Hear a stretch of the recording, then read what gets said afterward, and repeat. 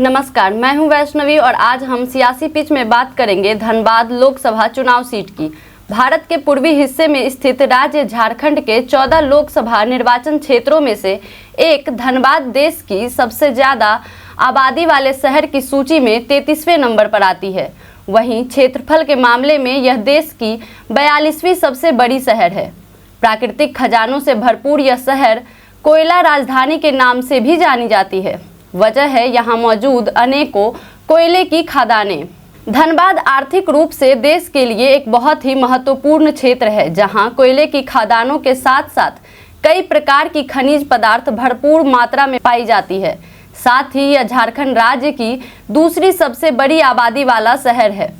26 लाख की आबादी वाला यह क्षेत्र 275 वर्ग किलोमीटर में फैला है। धनबाद नगर कभी झारखंड के मानभूम क्षेत्र का हिस्सा हुआ करती थी। 1988 से 1956 तक धनबाद मानभूम जिले के अंतर्गत थी, जिसे राज्य पुनर्गठन आयोग की सिफारिश पर 24 अक्टूबर 1956 को मानभूम से अलग कर एक अलग जिला का दर्जा दिया गया। वर्ष 2000 तक झारखंड के बिहार से अलग होने तक यह बिहार राज्य के अंतर्गत थी, जबकि 2000 में झारखंड के बिहार से अलग होने के बाद से यह झारखंड का हिस्सा है। वर्तमान में बोकारो के 2 और धनबाद के 4 विधानसभा क्षेत्र धनबाद लोकसभा क्षेत्र के अंतर्गत आते हैं। मतदाताओं की बात करें तो नई सूची के अनुसार जिले में कुल 20,15,355 मतदाताएं हैं। इनमें से 9,57,000 महिलाएं हैं, तो वहीं 10,57,000 पुरुषों की संख्या है। धनबाद लोकसभा के इतिहास पर नजर डालने पर यह पता चलता है कि यह सीट जातीय समीकरण के आधार पर फॉरवर्ड्स की रही है। साल 1971 के चुनाव से ही इस सीट पर फॉरवर्ड जीतते आए हैं। धनबाद की जनता वर्षों से धनबाद में इंटरनेशनल एयरपोर्ट और एम्स जैसे अस्पतालों की मांग करती आई है। धनबाद से दिल्ली की सीधी ट्रेन की मांग भी यहाँ की जनता वर्षों से कर रही है।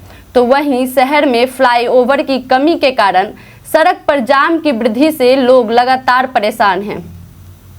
अग्नि प्रभावित क्षेत्र होने की वजह से यहाँ के लोग लगातार विस्थापन की समस्या से जूझ रहे हैं।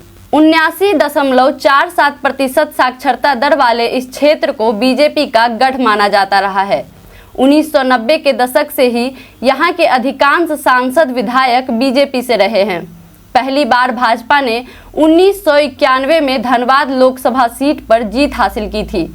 बीजेपी की रीता वर्मा ने 43.4% वोट हासिल कर धनबाद लोकसभा सीट पर जीत दर्ज की थी, जबकि इसी सीट से चुनाव लड़ रहे मार्क्सवादी कम्युनिस्ट पार्टी के नेता AK रॉय को 29% वोट मिले थे। वहीं झारखंड मुक्ति मोर्चा को 10.3% वोट हासिल हुई थी, जिसके बाद लगातार 1996, 98 और 99 के चुनाव में भी बीजेपी की रीता वर्मा ने धनबाद सीट पर अपनी जीत दर्ज की। हालांकि बिहार झारखंड विभाजन के बाद पहली बार हुए 2004 के चुनाव में बीजेपी को अपनी सीट गंवानी पड़ी थी और कांग्रेस की टिकट पर चुनाव लड़ रहे चंद्रशेखर दुबे ने धनबाद सीट पर अपनी जीत दर्ज की थी। परंतु अगले ही चुनाव में बीजेपी ने अपना उम्मीदवार बदलकर पशुपतिनाथ को टिकट दिया और कुल 32% वोट हासिल कर इस सीट पर वापस से अपना वर्चस्व हासिल किया, जिसके पश्चात पशुपतिनाथ धनबाद सीट पर जीत की हैट्रिक लगा चुके हैं। 2009 के चुनाव में जीत हासिल करने के बाद उन्होंने 2014 और 2019 के चुनाव में क्रमशः 47.5% और 66% वोट हासिल कर जीत दर्ज की थी। आपको बता दें कि 1957 में धनबाद सीट पर हुए पहले लोकसभा चुनाव में भारतीय राष्ट्रीय कांग्रेस के उम्मीदवार प्रभात चंद्र बोस ने जीत हासिल की थी। उन्हें कुल 48.5% वोट मिले थे, जबकि 1962 में कांग्रेस की टिकट पर PR चक्रवर्ती ने इस सीट से चुनाव लड़ा और 36.3% वोटों के साथ धनबाद के सांसद बने। वहीं 1967 के चुनाव में जन क्रांति दल की उम्मीदवार AR लक्ष्मी धनबाद सीट से विजयी हुई। हालांकि 1971 में कांग्रेस ने इस सीट से राम नारायण शर्मा को अपना उम्मीदवार बनाया। 45% वोटों के साथ सीट पर कब्जा जमा लिया।